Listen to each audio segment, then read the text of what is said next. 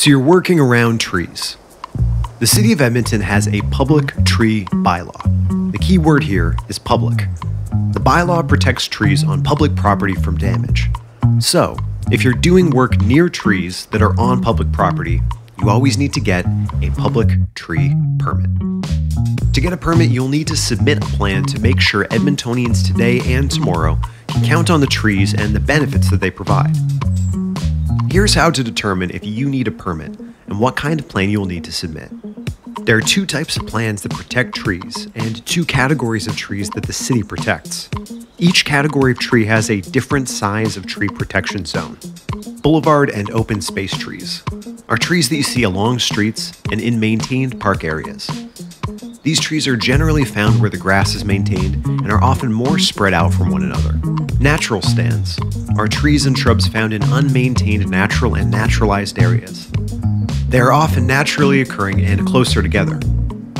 A tree protection plan is a fairly straightforward plan you can create yourself for less disruptive work like laydown and vehicular access. It's designed to prevent tree damage by installing physical protection measures around city trees and their root zones.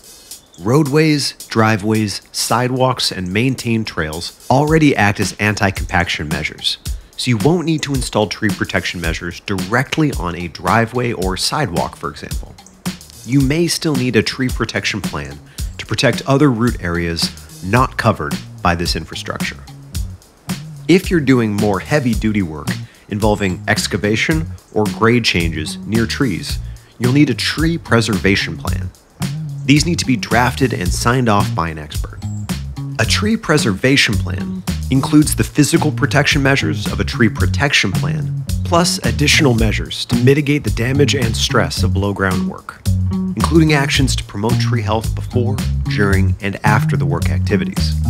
Again, this bylaw only applies to trees located on city-owned land, so the first step is to check the property lines.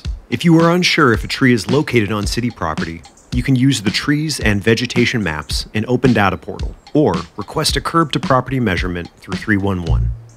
You can apply for a permit online at the city's website. It can take a couple of weeks to draft a plan, obtain your permit, and install tree protections before work begins, so plan ahead.